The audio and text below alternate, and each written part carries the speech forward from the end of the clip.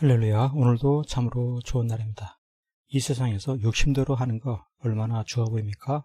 그러나 그것보다도 욕심을 회개하고 욕심에서 돌이키는 것, 그것이 더 중요하지 않겠습니까?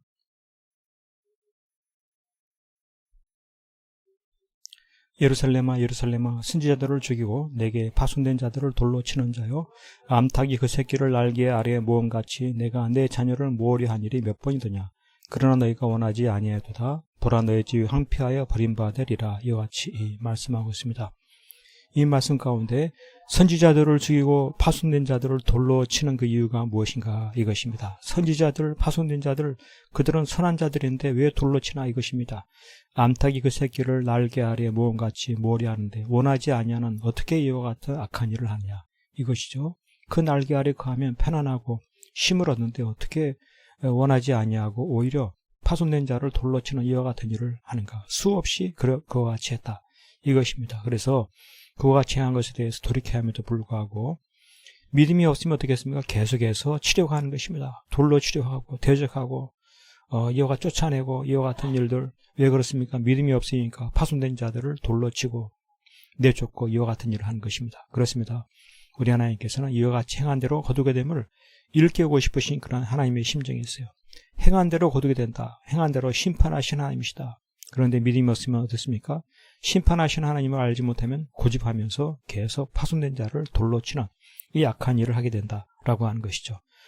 그래서 결국에는 회개하지 아니하고 이와 같은 악한 일을 할 때 그는 황폐하여 버려진 바가 되어지는, 결국 예루살렘 성이 다 파괴가 되어지고 무너지게 되어지는 이와 같은 안타까운 일이 벌어지게 되는 것입니다. 그렇습니다. 오늘 우리의 삶 속에서도 무엇이든지 내 욕심대로 하고 싶은 때가 있지만은 그것이 참 좋겠습니까? 믿음으로 살아야 됩니다. 믿음으로 산다고 하는 것은 무엇입니까? 욕심을 버리고 회개하고 돌이키는 것입니다. 욕심대로 사는 것이 좋은 것이 아닌 것입니다.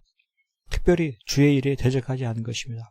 주의 일, 하나님의 일, 협력하지는 못할지언정 대적하고 그와 같은 것들에 대해서 반대하지 않는 이와 같은 삶을 살아야 한다, 이것입니다. 예수님의 탄식을 들어야 돼요. 대적하고 주의 일에 반대하는 그와 같은 일을 할 때 예수님이 얼마나 탄식하시는지, 그 탄식을 듣고서 돌아가길 기다리시는 주님을 만나서 회개하는 것입니다. 회개하는 것입니다. 우리 하나님은 공의로우신 하나님이셔서 이와 같은 죄를 행할 때 심판하시는 하나님, 그 하나님을 두려워해야 됩니다. 예루살렘 성을 파괴한 것처럼 공의로우신 하나님, 심판하시는 하나님이시다.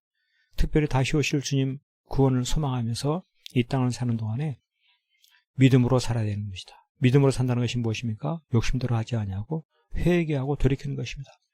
주님이 다시 오십니다. 다시 오셔서 구원하십니다. 그날을 기억하면서 회개하고 돌이켜야 한다.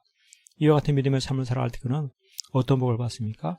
안전하게 보호받는 복을 받습니다. 하나님께서 그를 안전하게 보호해 주시고 그의 삶에 풍성한 삶을 누리도록 하나님께서 은혜 베푸신다라고 하는 것입니다.